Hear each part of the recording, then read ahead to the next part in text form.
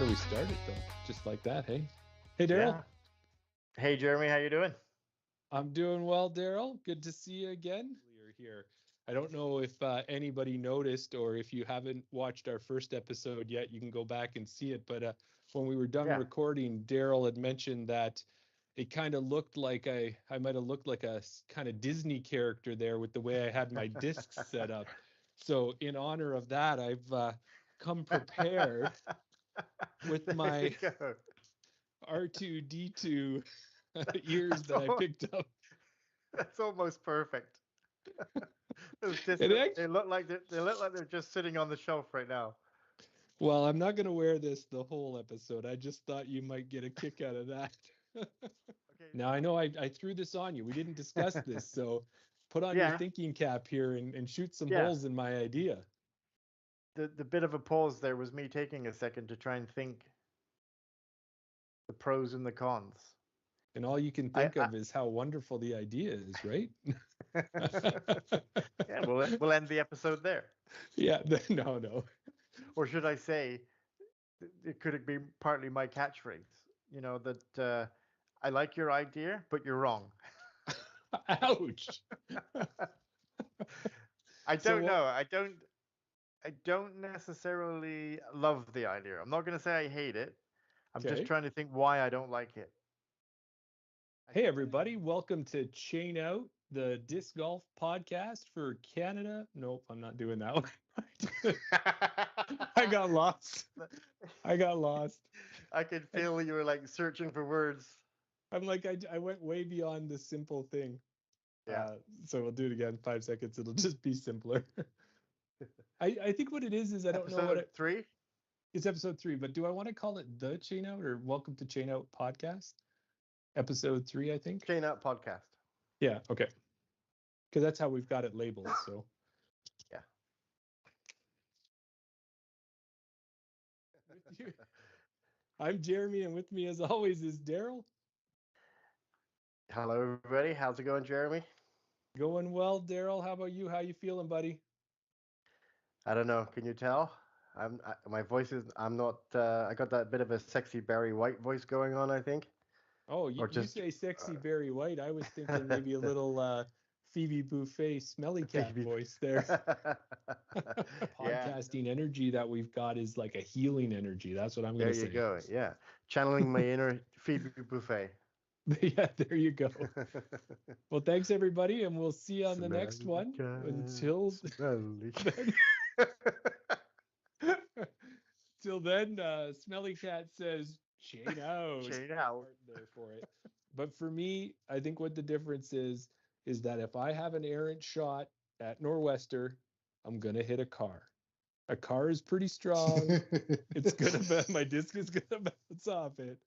If I have an errant shot at the hills, and I know hit where a you're person, going.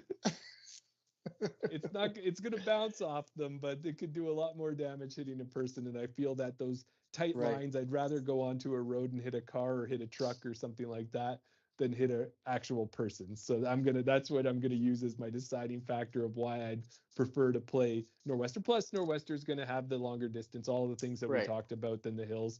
But one of those things is I'd rather hit a car than hit a person. That's a fair.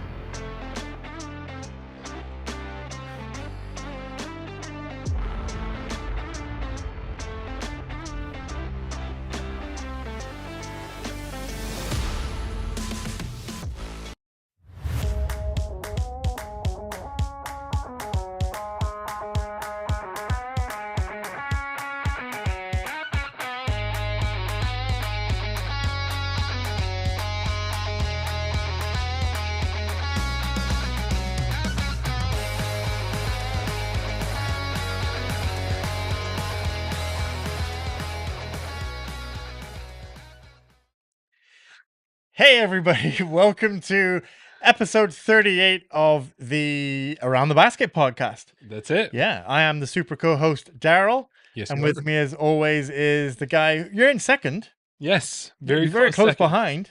Mm-hmm. Jeremy, how are you doing? I'm doing well, and I do enjoy you taking this super co-host mantle. I told you I didn't want it, but you keep bringing it up, so I'm gonna run with it, and that's what it is now. Yeah, well, and I think I should be thanking Doc Zen because he was the one who had said it would be depending on our PDGA ratings, which come out once a month. And if Right. somebody doesn't play any PDGA tournaments, That was never a stipulation. Didn't say I had to be active. oh, there you go. But I Yeah. guess I could just play better and hopefully try to catch you. So, Good luck. well, I don't know. There was a point at the beginning of the year where it seemed like I could not beat you no matter how hard I tried. Absolutely. Right? We would play against each other, and every time. But I think just lately, you've been either going easy on me because you want to maintain our friendship, or something's been happening because it's been a little bit back and forth. So much so that don't you let me leave tonight without getting my new tag. Oh, absolutely. Yeah, Don't you yeah. worry. I'm just actually trying to click on your name to see if we have a head-to-head update. Um, So we're looking we've on you played disc. 8. Are you doing here? Well, that can't be right. No, that's right. So I'm looking on UDisc, the Okay. amount of rounds that we've played together. We're up to 89 rounds played together now. Wow. Yeah. 89 rounds, 11 ties. 11. Yeah. It's getting close. What is it? I have 40 wins. Yes. You have 33. Oh my gosh, Is that's it? not close. It's only 7 rounds of disc golf. Wasn't it exactly tied at It was one point? 29, 29, and 11. Yeah, so I've got still some distance to go. So yes, you deserve super co-host status, or I mean super host. Yeah, super host. Yeah. Yeah. Okay, around the basket. This is Mhm. where we have disc golf discussions. We bring up a topic, Mhm. have a bit of a discussion about it, and then maybe we'll see where the podcast goes. Very Yeah. much more loosey goosey from the chain out episode which we just had, where we were speaking to the ECAN winners, Yeah. MPO and FPO. Eastern Canadian Amateur Nationals. Thank you. Jessica Goulet and Thomas Gilbert. If you want to go back and watch those, episode 92 of the Chain Out podcast. And we also spoke to tournament director John Pytel. Yes, and as Dylan had put in the comments in that episode, that gentleman is a legend. Definitely. And we talk about that. I remember when we were first starting the podcast and we talked to Carrie Neal for the first time, Mm-hmm. we were both starting to get to know people, but I had met her and Canadian I'd seen disc her golf name. royalty. Yeah, and I had said she's a royalty, she was a legend, and you're like, legends in disc golf, come on. And then after you had a chance to get to know them, you realize, yeah, there's a lot of them who have really helped us get disc golf to where it is. Yeah. And for us being post-pandemic golfers, these are the people who have been carrying the water right since the very beginning. Yeah. Yeah. So definitely. So we love with the Patreon episodes for you to jump on and be live and interact. And if you catch it afterwards, you'll catch it on YouTube. We put it up there at some point. Is there usually a timing when we put up the Around the basket episodes? Yeah, they go live at 7 a.m. on Saturdays. Oh, if I can remember to check that box. If not, then it's about 4 o'clock on the Saturday afternoon when I think, oh crap, I didn't put it live yet. Well, you Well, almost we're gonna try had and me schedule there. you. You sounded like it was like, yeah, no, Jeremy, this has been fixed forever. This is like clockwork now. All I know is there's magical buttons that get pressed, mouses that get moved, keys Yes. that get clicked, and all of a sudden, Eventually, it will be on YouTube. That's Yeah. all you need to know. Leave the technical side to me. That's it. So, disc golf discussions. That's right. We do. What do we got this week? We have craziness. Really? Craziness. We don't normally jump into the disc golf pro tour too much unless we're talking about the Canadians on there. But around the basket, we've decided that this is a little more open allowed for that. Yeah. Well, at Ledgestone, what do you think about the FPO playoff scandal? Well, full disclosure, when we talked about playing at Bailey's just recently, and we played with a fellow friend, Keith Mulberg, and he presented the question to us. And I had to admit that at the time I hadn't finished watching the coverage, so I didn't know exactly what he was talking about. I heard a little bit of rumbling about something, but I didn't know the details enough to comment on it. Right. But since then, I have watched the final round coverage and I've seen the event. Well, and I don't know if all the listeners have seen the event, so I think you should give them an explanation. break of it what down. happened. Hey, yeah. Yeah. So the disc golf internet has been a buzz. Well, as big as it really is, Yeah. right? But it was something that happened during the Ledgestone playoff between Valerie Mondahano and Owen Scoggins. And you're saying, how could anything happen that would be scandalous between those two players? Because Right. Owen Scoggins, okay, here we're just going to take a quick aside. Yeah. PDGA put out that survey, Mhm. and they were encouraging everybody to fill it out. The one that somehow we weren't on there. That wasn't PDGA. That was Ultiworld. Oh, that was Ultiworld. Yeah. So somehow we didn't make it on there. Right. I filled myself in on there anyways. I don't know about you. Did you fill out the survey? No. Where was the link? I didn't get the link. Oh, go look in your PDGA email. You can get a link to the Ultiworld survey. Oh, okay. So anyways, there was a spot for your favorite disc golf media. Yeah. And there was other. Right. So that's where we're other. Yeah. Okay. Yeah. I know that Brock had also put that out on social media, commenting why we were not on there. But yeah. Okay. Yeah. So then when it came to, there was a spot where you could pick your 3 favorite MPO players, and you could pick your 3 favorite FPO players. And as much as I love our Canadian FPO players, I love Sophia Donica, Chantel, Rebecca, they made the list. But on the top of my list is Owen Scoggins. Right. Just because I think think about it this year. She wins the FP40 World Championships and manages to win the World Championships. Yeah. Right. Like a two-time record holder in the same year. In two different divisions. Yeah. So yes. So how could this amazing, wonderful, kind we're gonna get there in a minute. Owen? We might eventually get there. I should set the timer here. Let me just get that going here. Yeah. Get that going. 10 minutes on the timer. Maybe Jeremy. Oh, that's 30 minutes. I don't think we should do that. No, let's get on with what we're saying. Goodness. All right. So Valerie and Owen go to a playoff. Yes, we know. Did we get there? And what they decided at Ledgestone for some reason, and maybe you want to speak on this part, is that they're going to do hole 18 on repeat. Yeah. Because there's so many things that the TDs can decide now. They can decide to do, a sudden death. Yeah. They can do an accumulation of almost up to 6 different holes, I think it is. Yeah.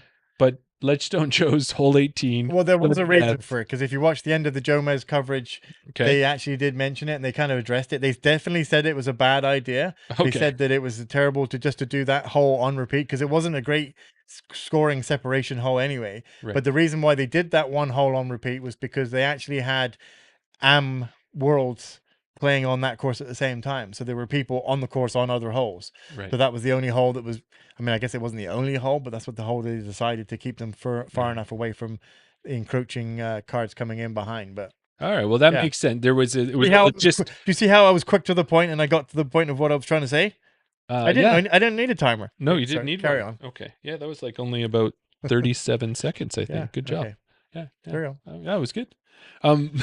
So now we know that it was a logistical reason that they played 18 over and over. So the first playoff hole, Val puts it about 4 feet from the basket, and this is going to be for her bogey. What? I did a breakdown. Why? Because I want to see you get there. Okay. Owen had about a 55-foot putt for par. Owen hit the basket, hit the chains, bounced out, and then they both putted their bogeys, and they go to the next hole. So they're going to go to a second playoff hole. They go back to the beginning of hole 18. Yeah, they walk all the way back. Right. So now the second time around, they're pretty much in the same places when they throw. So I was just setting Just to clarify, we still haven't got to the scandal yet. No, we're getting there. Okay. I'm at 30 seconds. Just hang on. But this time they got to the same areas 1 stroke sooner. So Val's right up about 4 feet from the basket for her par. And then Owen is actually a little bit behind a tree. Mm-hmm. And so you've got, if you want to picture how it is, you've got Val standing quite a bit away. Then you've got her disc 4 feet from the basket. Mm-hmm. And then past the basket, you've got Owen taking her putt. And they're all going to walk back to the tee pad. So Owen's the furthest one away from the tee pad. Right. And so Owen gets her par from behind the trees. Great putt. Yeah. And as she walks past Val's disc, she looks at Val. Val looks at her. They kind of have a nod. She picks up Val's disc. She points down at the disc and says, "Are you good?" Or she makes the gesture to say, she says something. I don't exactly know what she says, but it wasn't that it wasn't a nod. It was "Are you good? Yeah. Can I get up with this?" Or it was something along those lines. But then I'll let you know. Because it was a tap in and it was a par, and they both were going to go back to the tee pad, and Val was already in that direction. Right. So she picks up the disc, walks over, and that's where all heck breaks loose. Right. So why don't you take it from there, because you watched it? Yeah, no, I watched it, and as they're walking away, they're walking back down the fairway. Mm-hmm. One of the PDJ officials comes over, which we later find out Is Nate is Heinold. actually Nate Heinold. Yeah. Comes over and says, trying to get them to stop, and says, "You got to play out the hole. This isn't league," or he says something along those lines. Is it match play? It is a match play. You got to go back and play out the hole. Like you can't, or he actually, it doesn't say you got to go back and play out the hole. He says you've got to finish the hole. You've got to play it out. So Owen and Valerie are looking at each other and like, what? Well, and she's like, well, it was just a tap in. He's like, no, you got to finish the hole. And they were like, oh, well, what do we do now? What do we do now? And Nate says, oh, it's okay. Just go back and mark it and tap it in. So Val just throws the marker. Walked over with her bag on her shoulder, drops the disc down, picks up a putter and puts it in. Yeah. And then that's supposed to count. Right. And that's where the controversy comes in. So then, they just play it out. Val ends up winning. So yeah, that was really technically no harm, no foul in what the final result of the round was. But it brings up the question, did Nate handle it correctly? Did Owen and Val handle it correctly? He didn't even want to get past that question. How could... you can't have a rule... Like, it was never... They didn't check any TV footage. They didn't... I mean, it didn't make any difference because it was so close of a putt. But... the disc was picked up. That's a foul instantly right there. That it shouldn't even get to the point where he says, oh, you need to go back and... for one... I can't believe there's a lot of errors, is what you're trying to say. Well, I mean, where do we go back from? We go back to Owen, really, because Owen should know the rules. Yeah. You say she's an FP40 winner, so she's in that category. She should know the rules that you don't just pick up a disc from another player. There is no tap-ins or gimmies in disc golf when it's, you don't see that in regular bowl golf. You don't get Tiger Woods and name another golfer. I don't even know if Tiger Woods is still playing, but he was just one. Rory McIlroy. Okay, Rory McIlroy. You don't come down to the last hole and someone says, oh, that's a gimme. No, you've got to put the ball in the hole. There's no gimmies. So Owen should never have picked up the disc to start with. Sure. Okay. The fact that she picked it up and they walked away, somebody should have called Owen instantly and said, that's illegal, it's a foul. But Nate didn't call. They were like, they were outside C1 before Nate called them back and said, oh, you can't do that. So then then the players were like, okay, well, what do we do now?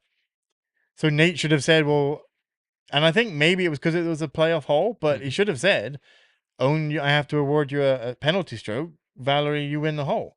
Or it's a void hole or something. Most exciting disc golf finish you'd ever have seen. Right. So you're saying pretty much the rules are black and white. Everybody's wrong. Okay, and you're just saying that they called it wrong. So they should have. You're telling me that they should have said to Owen, you're wrong. Game over. Val, step up, and you don't even have to putt it out because I'm going to give you the... well, that, I don't know. Or I guess, or have Val putt out because she still has to finish the hole. But how can they mark it? Because it wasn't marked. Well, they got the video, and if they did go back to the video... Well, there's no approximations. It either goes in the basket or it's not in the basket. There's no approximation. No, did it go in. The distance from the hole. I know. What I'm saying is it either goes out of bounds or it's in bounds. There's no approximation of in or out of bounds. There's a line. All right. There's no in or out approximation of whether it goes in the basket. So it has to be exactly where it was.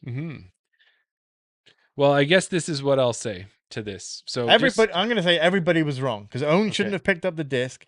Valerie shouldn't have said, yeah, it's okay. Because she should have known the rules as well and said, no, you can't pick it up.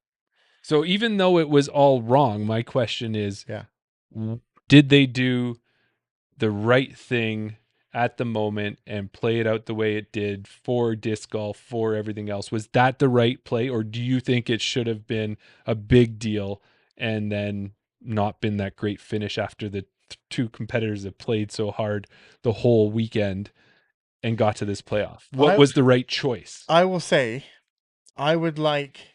on the MPO side, I would like them to go 54 holes of golf, come down to 4-way tie for first place on the last 18th hole, and, for the best man to win on that thing. That's what I want to happen, but it doesn't happen that way. So it's not to do with what do I want for the best way to play out for disc golf. No matter what I want, it doesn't matter. The way that it should have happened, and it may not have been the best way for disc golf. Okay. Tell us. Say it. It should have been a foul called on Owen, and she should have lost. Like I don't know how that part would have played out, because if she picked up the disc, She would have got like 2 strokes, I think. you know what? Now I'm having a second thought on this. Yes, I thought so. Because, well, no, maybe no. Having a third thought? No, because I was going to relate it to, if you remember, Tiger Woods? No, the Innova player that accidentally picked up somebody else's disc. Oh, that was wasn't it Calvin and Calvin? Calvin Longquist. Yeah. Calvin Longquist picked up Calvin Heimber's disc by accident because he thought he was reaching down for his disc. Right. But so what they did in that situation was the card they decided. estimated and they put it back. So did they penalize him? No, because that was an accident. Because he reached down and picked it up it wasn't intentional. Right. He reached over. So it was still illegal. Intending to take extra strokes for herself and lose the playoffs. No. Okay. She intentionally made a foul. She intentionally picked up a disc because she acknowledged the fact that she was going to pick it up. Right. So I know it wasn't. Nobody did it to gain an advantage or lose an advantage. Mm-hmm. Nobody wants to win like that. Right. But if you do make a foul, if you foul, it's not a foul shot, it's a foul play or whatever, a misstep. It was a mistake. Yeah. I'm going to tell you what I think. Yeah. Is I think a lot of the decisions we know that get the button ready. I am. We know that disc golf is currently self-officiated, and we complain about that all the time because there aren't officials. There are, I guess, at the DGPT events and stuff. What would you say, Nate Heinold? Well, yeah, I guess he's there. He's an official. Yeah, but a lot of times for the most of us, and for all of the other cards who didn't have an official on them, how do you officiate a rules error? Yes, it is all self-regulated. Right. I'm with you. So I would say at this point is you're right. Owen did the wrong thing. Can we just stop the podcast? Nope, we're not stopping there. I got 37 more seconds. Okay. But I say Valerie had the opportunity to decide if that was how she wanted to win. Because as we just said, the two of them are both good people. And I'll give you I need to tie an analogy to this afterwards before you hit the button. Okay. So yes, the rule is, there's the 37 seconds. Keep your finger. Go ahead. The rule is it was wrong. I will agree. By the rules, by the book, black and white, that was wrong. It was a penalty that should have ended. Val had the wherewithal to know what was good for disc golf, knew what the intention was, knew what the interpretation of the rules she wanted to play by. So she decided for the best of the game and for what she wanted to do, because it's her trophy to win, she chose that she wanted to continue to play and play the game the way it should have been played out, and to acknowledge that that was just an accident. So you are in a car and you are driving to the hospital with somebody in the side who's dying in the side passenger of your car. It's an emergency and the speed limit's 60. Right. And you're driving and the police officer says, "You're going over the speed limit, mister," and he pulls you over and he takes the time to give you a ticket and lets the person die beside you in the car. Well, that was the right thing to do because that was the speed limit and you broke it. So no, not every rule needs to be enforced in that way, especially if the people involved all understand the situation.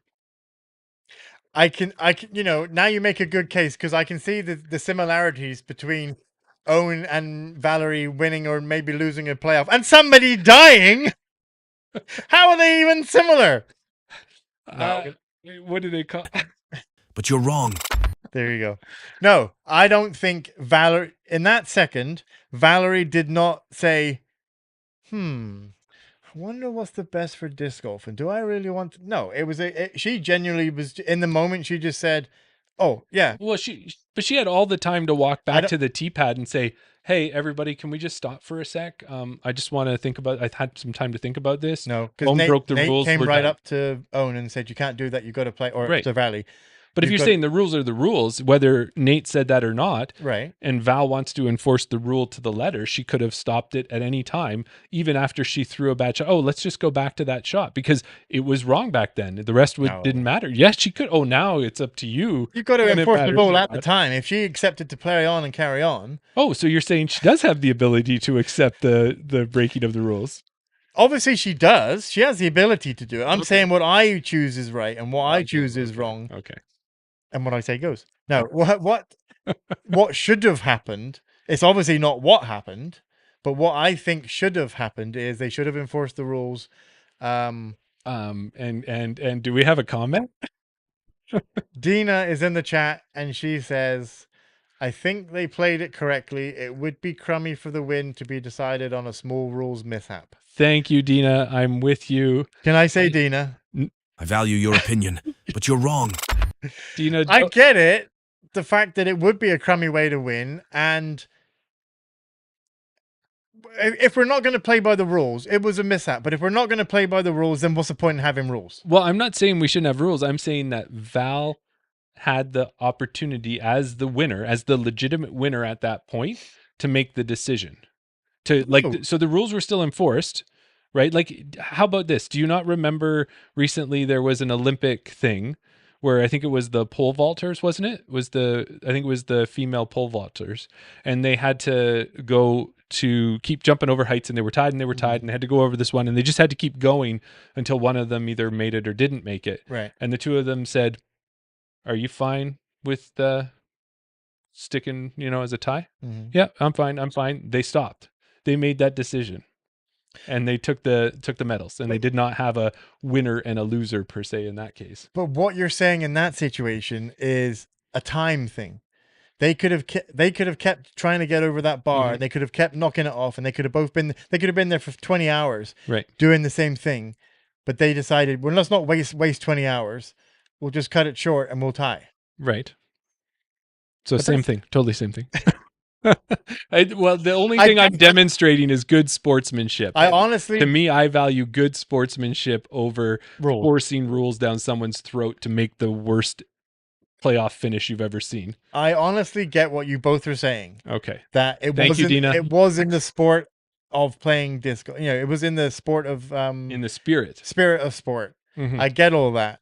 And I get that it was an accident. I get that would be a crappy way to win. I get all of those things.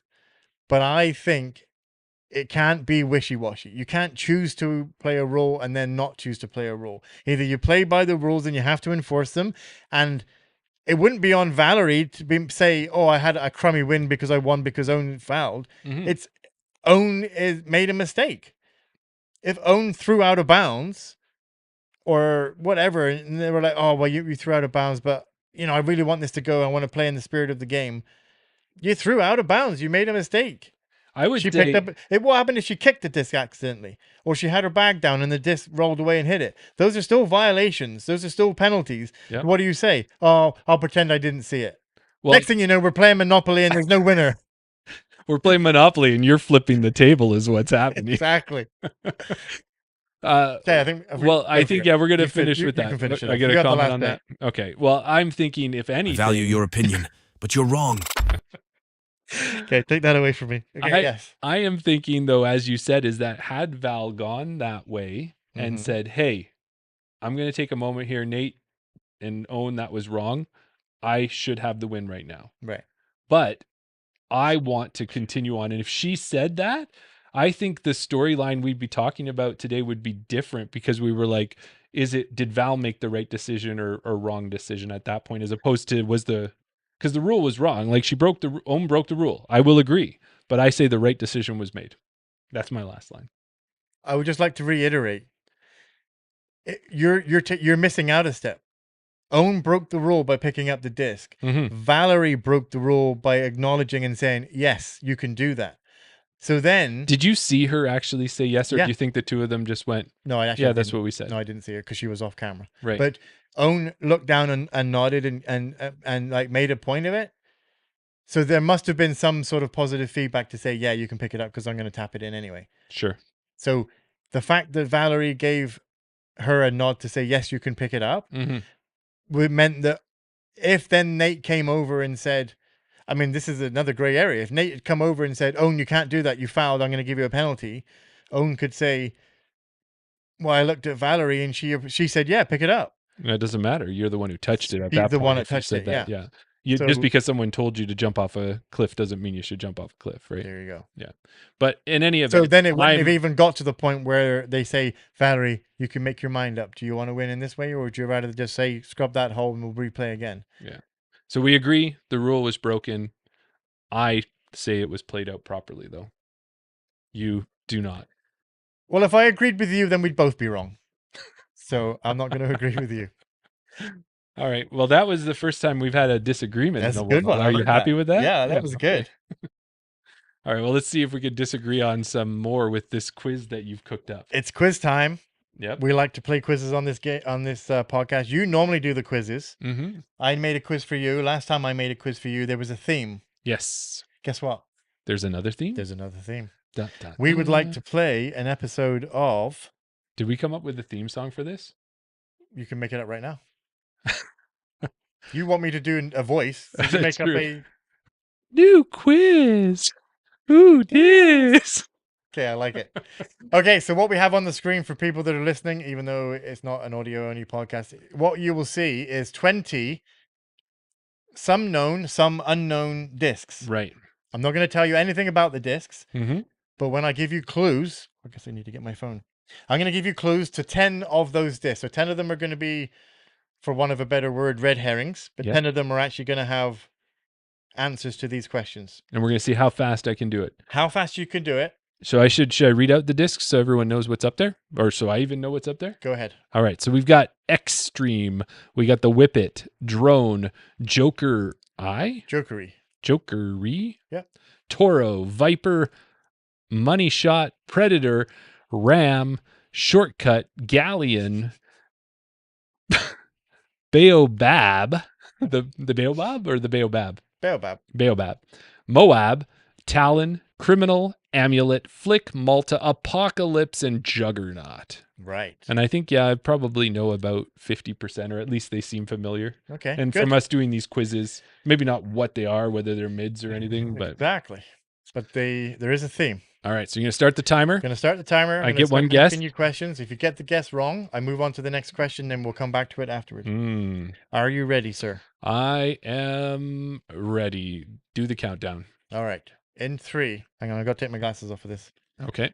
So, yeah. Okay, ready? Yes. 3, 2, 1. This is a spiritual object believed to confer protection or grace upon its possessor. Amulet. Correct. Today, it is considered a symbol of humility and resilience. Traditional uses by local communities include using the fruit pulp for food and drink. Baobab. And the bark. Correct. It's a tree. They were initially used for both trade and warfare, particularly by Spain and Portugal. Galleons. Yes. It's an archipelago in the central Mediterranean between Sicily and North African coast. Malta. Yes. Dinosaur tracks can be found at sites like Bull Canyon Overlook and Copper Ridge. Was there. Here I am, like, squinting to look. I don't need to squint. You don't have to keep asking. I gotta go. I don't know. Flick. Nope. It's a Ram. Ram. It's a computer's short-term memory. Yes, RAM. Yes. It's a handle in a user interface that allows the user to find a file or restore. Shortcut. Yes. A database maintained by the U.S. Air Force, probably with a bird of prey sitting on top. A Predator. No. 645 horsepower, 8.4 liter V10. Come on, I gotta know that. That's a Viper. Yes. These games have featured Dave Mirra's double backflip, Travis Pastrana's double backflip, and Tony Hawk's 900. Yeah, that's a... Oh.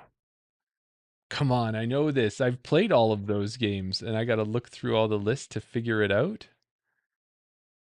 No, it's not there. It is. Money Shot. No. A database maintained by the U.S. Air Force, probably with a bird of prey sitting on top. That would be a Drone? No, you said that last time. Oh, I thought these games have featured Dave Mirra's double backflip, Travis Pastrana's double backflip, and Tony Hawk's 900. But these are, like, which one were those?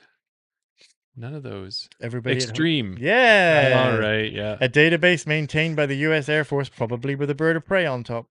A Talon. Yes. All right. Stop the clock. Under 3 minutes. Woot, woot, woot. Good job. I got stuck on a couple of those.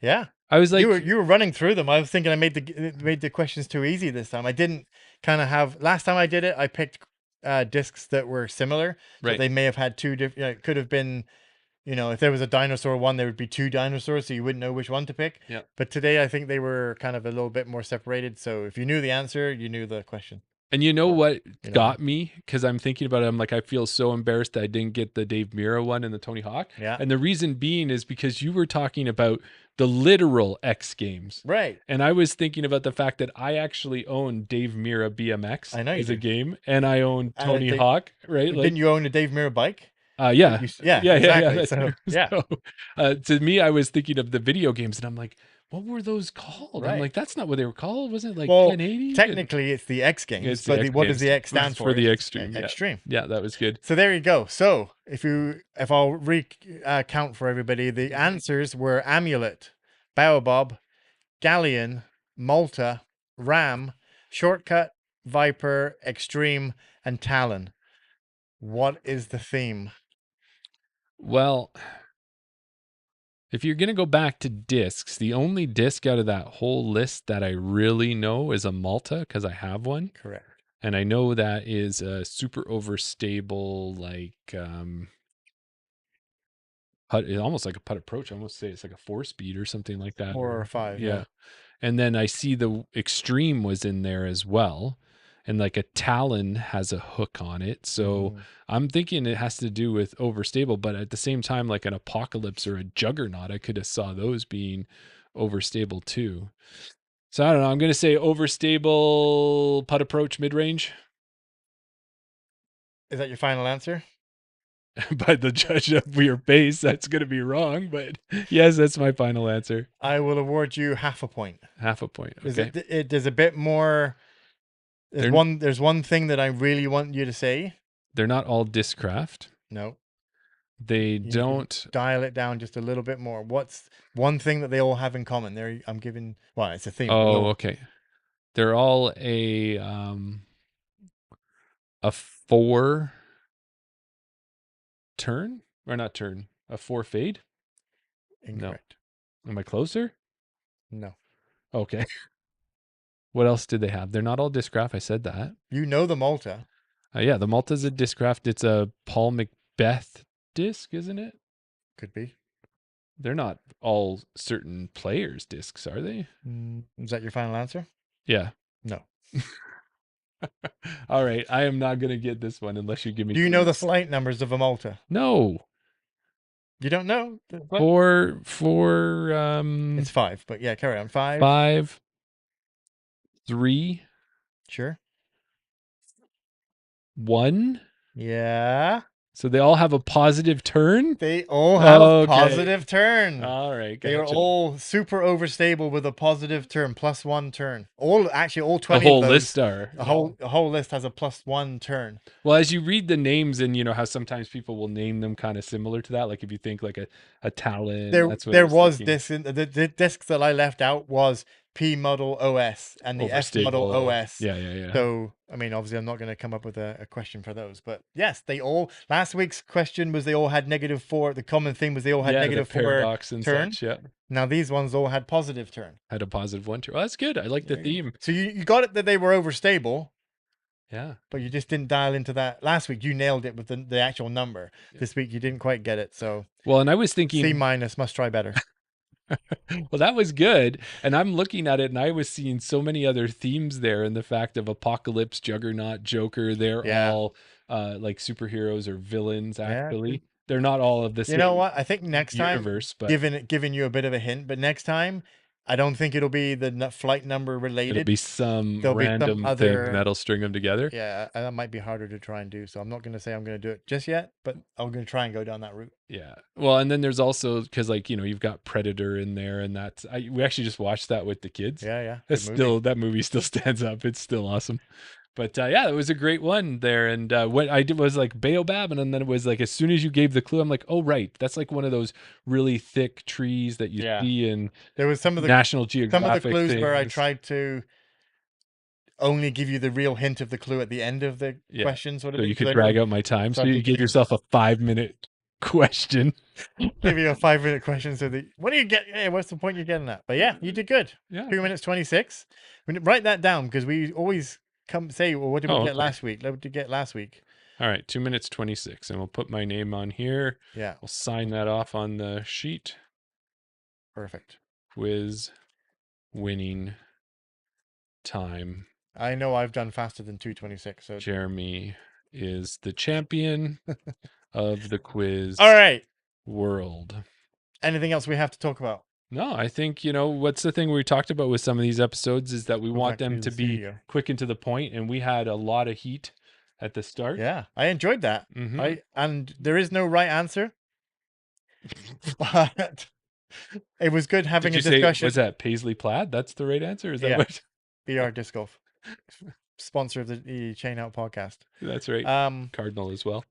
Shameless plug. And it's kind of our personalities that, because I'm so analytical, I'm going to identify what the rule is, and then that's the ruling, and then that's the result, whether it's a good result or a bad result. Mm-hmm. Whereas you just want to make everybody happy, and you want everyone to get along in this universe, and you're like, whatever, guys, just play. Whatever, dudes, just. I thought that was quite a good impression. All right, so the next tournament that you're in, you know what card you want to play on, okay? I'll tell you that much. Don't get caught up on the chase card with Darryl. Wow. You say some mean things sometimes, but that hurt.